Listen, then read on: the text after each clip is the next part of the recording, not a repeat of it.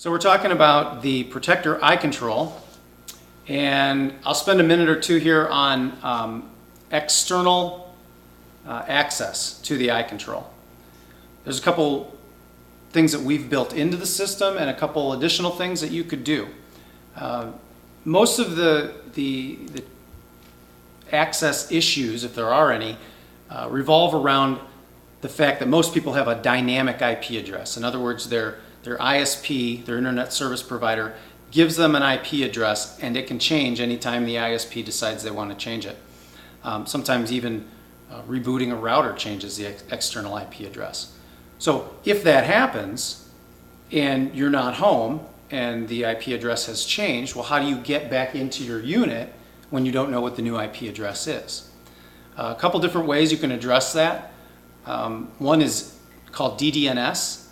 DDNS is actually built into a lot of routers right into it, but there's also free services you can Google and set it up. Basically all it is you are given a URL, a web address basically, that you use all the time. You never change it.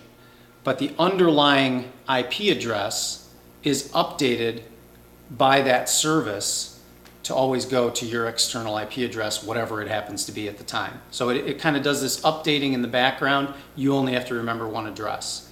So that's one way of doing it. But what we've built into the system kind of makes it simpler, and you might not even have to worry about the DDNS. And what that is anytime the unit sees that the IP address has changed, you'll get an email, you'll get a text address or a text message that contains, it says, hey, the remote access IP address has changed. You might want to update your bookmarks, and it'll include what the new one is. It's not a function of our unit changing anything. It's just our unit can recognize it and then send you the message so that you can update a bookmark for future reference.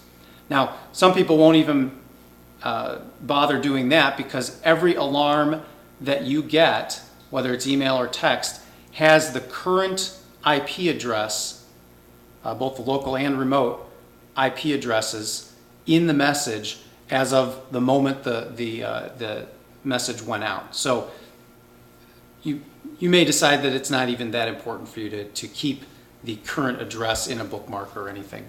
But that's your choice, and we'll continue our video tips here. Thank you so much for buying the Protector iControl.